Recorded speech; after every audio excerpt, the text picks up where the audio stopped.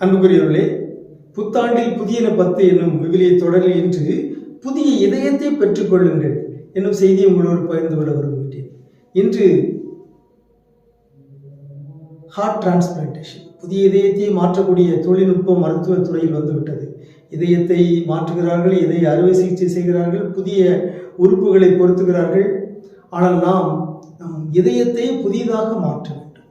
கல்லான இதயத்தை எடுத்துவிட்டு கனிவான இதயத்தை நாம் பெற்றுக்கொள்ள வேண்டும். கனிவான இதயம் என்றால் பரிவு. எங்கே பரிவு இருக்கிறதோ, எங்கே இரக்கம் இருக்கிறதோ அங்கே கனிவான இதயம்.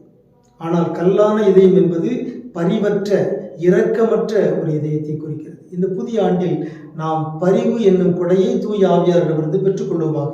எசேக்கியேல் இறைவாக்கு நூல் 36வது அதிகாரம் 26வது இறைமொழியில் கடவுள் ஒரு வாக்குறுதியை தந்திருக்கிறார். நான் உங்களுக்கு புதிய இதயத்தை அருள்வேன், புதிய ஆவியை உங்களுக்குள் புகுத்துவேன், உங்கள் உடலில் இருந்து கல்லாலான இதயத்தை எடுத்துவிட்டு சதையாலான இதயத்தை பொருத்துவேன். ஆகவே அன்புக்குரியவர்களே, அந்த வாக்குறுதி நாம் ஒவ்வொருவரும் நிறைவேற வேண்டும்.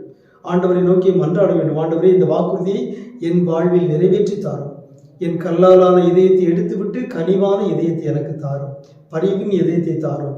என் இதயத்தில் தூய ஆவியாருடைய அன்பை, கனிவை, பரிவை ஊற்றும் என்று நாம் மன்றாடும் பொழுது நம் இதயம் கனிவான இதயமாக மாறுகிறது, சதையாலான இதயமாக மாறுகிறது.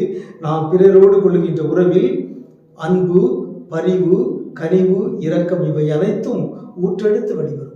இந்த புதிய ஆண்டில் நாம் புதிய இதயத்தோரை வாழ்வோமாக. உங்களுக்கு அமைதி உரித்தாகுங்க.